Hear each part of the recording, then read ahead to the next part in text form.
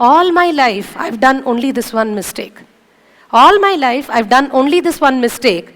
The dust was on my face. I kept wiping the mirror. All my life, I've done only this one mistake. I kept wiping the mirror, whereas the dust was lying on my face. By the time you get that the dust is lying on your face, where are you? Where are you? I see you. Yashoda Hospital, Mercy Hospital, Mary Hospital, Rama Hospital, Krishna Hospital. Every lane has one hospital nowadays. If you see, it's shocking. Every hospital is overflowing, by the way. You have to be in a waiting queue. It's a situation where the bodies have to be outside. There's no place like that. Because we are so busy. What are we busy with? We are so busy running away from the source. Thinking there is somewhere else, the source somewhere else is what my life is happening somewhere else. There, my life is there. Where? Nowhere. By the time you get to that there, which you will never get to, you're gone. You're already on your deathbed. And that time probably some great, Buddhahood will happen on you. And you will say, oh God, now I got, this I should have done, like when? 200 years back. Now I want to do it. But what's happening around me now? I cannot move a single nerve or limb in my body. And what's happening? If I want help, what kind of help can you see? You're seeing someone waiting for you. Maybe your son, maybe your daughter, daughter-in-law, grandchildren, I don't know. Oh, today is Friday, please die fast. Because I don't need to apply a leave. Tomorrow is a holiday, day after is a holiday, 2 leaves saved. How many days? Yeah, 10 days. No, in 10 days, 2 leaves gone. 8 days is left. 1 compensatory off I have. You have to die today. Today is the perfect day for you to die. I will save 3 leaves. Don't you dare die on a Monday. Oh God, that's the last thing you should be doing. Monday you die, 2 more leaves I have to waste on you. People are waiting for you to die on a weekend so that they can save their annual holiday. That's when you know nothing can be done. Nothing can be done. Human life is the most paradoxical life. I'm so shocked at human beings. It is shocking and stunning. And I include myself in this because I was also there in that race. Thank God, literally God, Swamiji, for really giving me the life that I have today. Really. Otherwise, it is so shocking. We are so blind. Oh God, I don't know if there's anything beyond blindness. We are that. Such ignorance, such a deep slumber. And we are running, we are waging wars, we are fighting with people, we are killing people with property, poisoning, this, that, for what?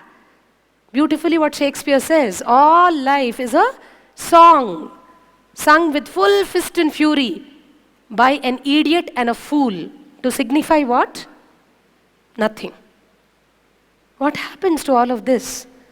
It all boils down to just that one patch of ground that is there, that's all. 6 feet. Either they dig you or they bury you. Whatever they do to you, you're there. Or they throw you to animals, which many people do when you're dead. Even then, the last remains have to go back to the earth. There's nothing. And for that nothing, you give up everything.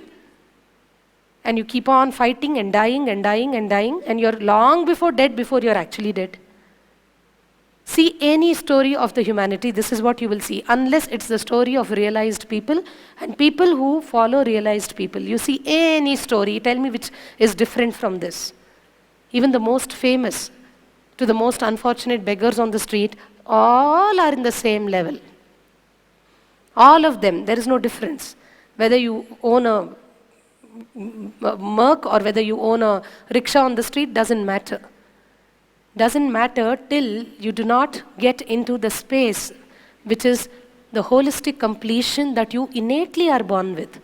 If you cannot restore that back to yourself, whatever you're doing now, whatever you've done till now, whatever you will be doing is completely zero, useless. Completely useless, and you will die a pauper. I don't mean to depress any one of us with this. I'm only meaning to make you all get that is why it is so much important to get that completion is really, life begins with completion, what Swamiji always says. How many of you are getting what I'm sharing? Raise your hand. So what begins like this, where bit by bit, I get that there is a dent, there is a dent, there is a dent, there is a dent. I'm creating a dent from inside. by the various interpretations and cognitions I make. At one place, I would have said, oh, I'm so scared, my life is going away, I am dying, or I am a failure, I am incapable, I am not strong enough, I am weak, or he is bad, she is bad, he is cruel, they are not so nice, they are out there to get me, he's a brutal animal who's there to eat me, whatever. Wherever you've had incomplete cognitions, you had cognitions pushing you into further incompletions in your life, be very clear, you are leaking all over the place. No matter how much you will do outside, no matter how successful you are, I can challenge you. You will never experience fulfillment. And you will still have the suffering, which unfortunately success cannot remove suffering. Success can bring success, but cannot remove suffering. Suffering can be only taken away. Suffering doesn't even exist, by the way. When you bring forth fulfillment, suffering disappears. Just like how darkness has a negative existence. What do I mean by negative existence? It is not something which you can catch and remove. No, like this pen. It has a solid shape. If I have to remove this, I can just throw it out of the window, correct?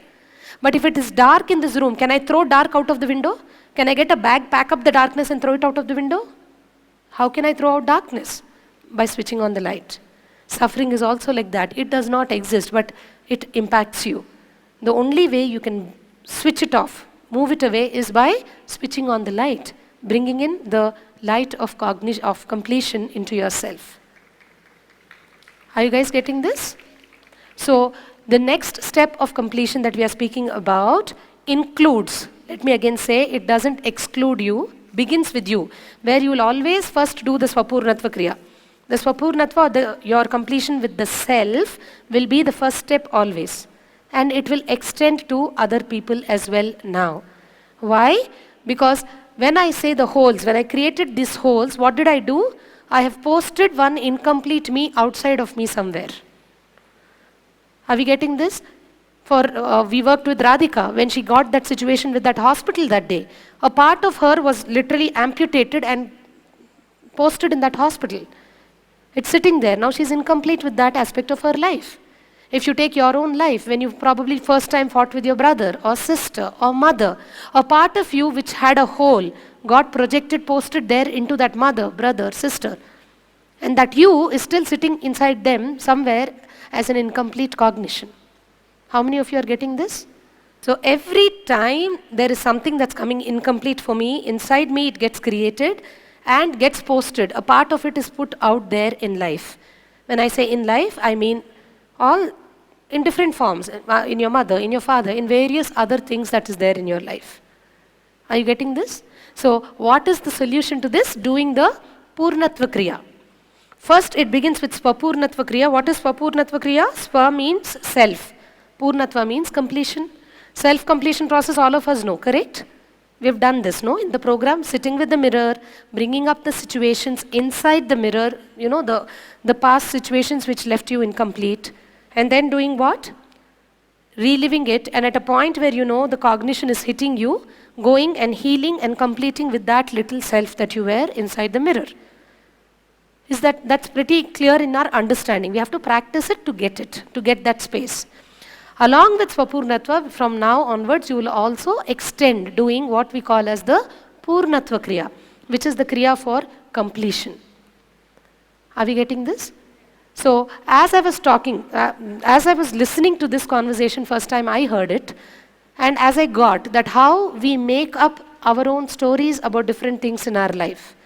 You know, first time when somebody gives you something, shouts at you or slaps you or says something, you know, or looks away from you, when you first time get, oh, they don't love me, was the time where you just divided yourself in that moment into two parts. One part you put there which is incomplete, one part which is here.